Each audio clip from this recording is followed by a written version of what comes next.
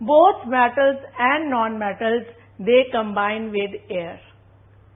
Which part of air? Oxygen. And what they form is oxides. Now let's see what is the nature of metal oxides and what is the nature of non-metal oxides.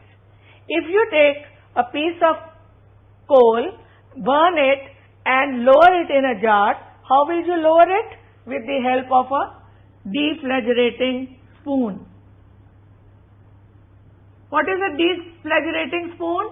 It's a spoon with a long handle so that anything you burn or if you want to put inside a jar, you can. It's nothing difficult to make. You can take the lid of a bottle. It will be something like this. And then put a wire around it and you have a deflagrating spoon. So when you burn coal or when you burn some other non-metal like phosphorus or sulfur, a gas is produced which is an oxide. If you add water to it, you get a solution and then you can test it whether it is an acid or it is a base. You studied about acids and bases in class 7. Which test do we use? We use indicator like litmus paper. So what you can do is, if you had burnt carbon, you will get carbon dioxide. Carbon dioxide plus water will form H2CO3. I will not give you the name just now. Now you put blue litmus paper and what do you find? That it has turned red. Always take moist litmus paper or litmus solution. So when blue litmus paper turns red, what is the nature? Acidic. This is called carbonic acid. Same is true for sulfur. Sulfur dioxide plus water will give sulfurous acid. Sulfur trioxide plus water will give sulfuric acid. So like this we find that whether it is phosphorus, phosphorus will form phosphorus pentoxide and phosphoric acid. So like this, non-metals combine with oxygen to form their oxides which are acidic in nature. Now what happens in case of metals? In case of metals, they also combine with oxygen and they form metal oxides. For example, the moment sodium comes in contact with oxygen or it is exposed to air, it forms sodium oxide. Calcium also forms calcium oxide. Similarly, potassium will form potassium oxide.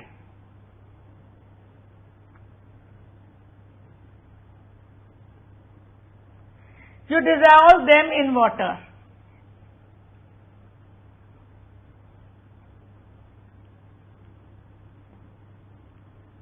Then put this time which litmus paper? Red. And what happens? It turns blue. So what is sodium hydroxide? It's a base. It is basic in nature. So one chemical property of metal and non-metal is that with oxygen they form respective oxides. See, sodium and potassium are very reactive. The moment sodium is exposed to air, it starts burning or there can be fire. Why? Because in the atmosphere there is not only oxygen, there is moisture also, and sodium, when it reacts with water, it forms not only sodium hydroxide but also hydrogen. And one property and a very main property of hydrogen is that it is combustible. It can catch fire. So it is very dangerous to store sodium. What do we do? How do we store it? If we will store it in bottle, the moment we'll open the bottle, there will be fire. So, but there is a solution. You know, sodium is always stored dipped in kerosene oil so that it does not come in contact with air, because the moment it combines with water, it forms sodium hydroxide and hydrogen. And this happens at room temperature only. You don't even need to heat it. On the other hand, calcium will not combine with water at room temperature. But if water is hot, then it will. It will form calcium hydroxide and hydrogen.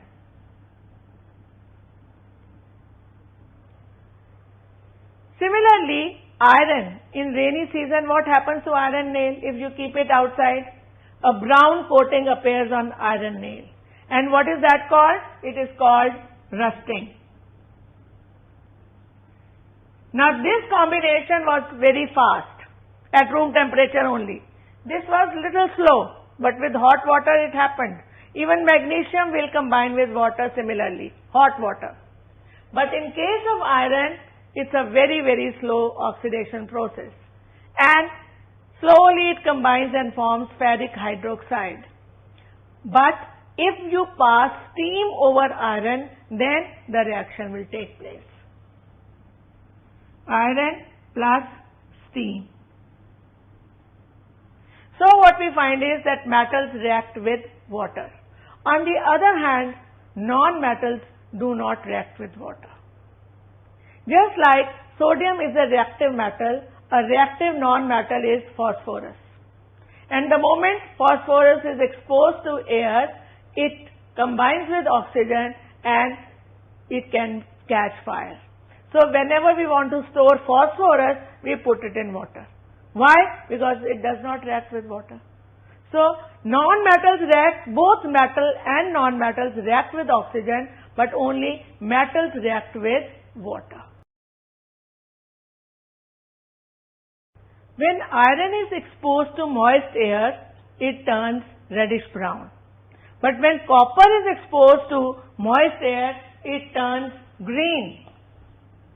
Why? Because it also combines with carbon dioxide and oxygen and water simultaneously, because all the three things are present in air. And they form copper carbonate and copper hydroxide. So that is why it turns green. In case of silver, when it is exposed to air, it turns black, which we like to call as oxidized silver. Now why it turns? Not because of silver oxide, but because it forms silver sulfide. When it combines with hydrogen sulfide, it forms silver sulfide. If you will pass a silver rod or silver wire through a boiled egg, after some time it will turn black because it has hydrogen sulfide. The aluminium becomes dull because of the formation of aluminium oxide. So all metals, when they come in contact with air or moist air, they form their various compounds. Another thing that affects metals is acids. Now in the case of acid also, they form hydrogen and salt. For example, Na plus HCl will form NaCl plus H2. NaCl is salt and it will also produce hydrogen. Na can also combine with sulfuric acid. Sodium sulfate plus hydrogen. So like this we find many of the metals, sodium, potassium, calcium, magnesium, aluminium, they combine with hydrochloric acid, sulfuric acid and nitric acid. But copper does not combine with hydrochloric acid. It can combine with hot sulfuric acid or it combines with nitric acid, concentrated nitric acid. And you know, when copper combines with concentrated nitric acid, then instead of hydrogen there is production of a brown gas. And what is that brown gas? Nitrogen dioxide. So that is why when we have to store acids, we always do it in glass bottles. In fact, even pickles and tamarind juice or lime juice, they are not stored in metallic containers because they react. The taste gets spoiled. So it is always done either in an alloy like steel or glass or ceramic, etc. So this is because of the fact that acids react with metals. Metals also react with bases. For example, they can react with sodium hydroxide, and just like acids, they produce hydrogen, which can catch fire and can also create the sound of pop. Now a very interesting experiment for you. Take a beaker, fill it with copper sulfate. Now put an iron nail in it. What will you find? There will be red color deposit at the base, and this solution will turn green. From blue it will turn green. What has happened? Copper sulfate plus iron, when they reacted, they formed iron sulfate and copper. Copper is red, so it deposited at the base. Iron sulfate is green, while here iron was grey and copper sulfate is blue. So this change in color has taken place. Now what is so significant about it? See what has happened? Iron has been able to displace copper from its compound. Just like sometimes you people do. The one who is stronger just pushes the weaker one and takes the thing. The metals also do like this. And in fact, they can be arranged according to their capacity to react, which is called activity series. You can also put zinc in copper sulfate, and what will happen? Again, red deposit and white solution, that of zinc sulfate. Okay, very interesting. Now try the other thing. Put copper in iron sulfate. This is green, this is red or brown. What happens? Nothing. Nothing has happened. You put iron in zinc sulfate. See what happens? Again, no change. Why? Because copper is less reactive than iron, or you can say it is weaker. Similarly, iron is less reactive than zinc, so they are not able to displace. So this property is called displacement of metals.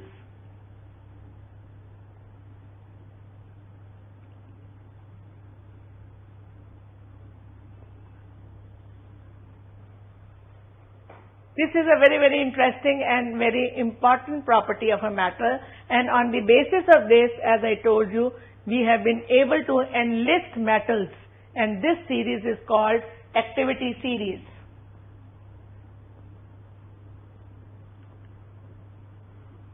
The most reactive metal is sodium. Sodium can replace any other metal from its compound. And then, of course, potassium is even more than sodium. And then calcium, magnesium, then aluminium, and then so on. So this is another great thing about metals, that they can assert themselves. They can put their foot down if they are stronger than the other metal. Just like human beings.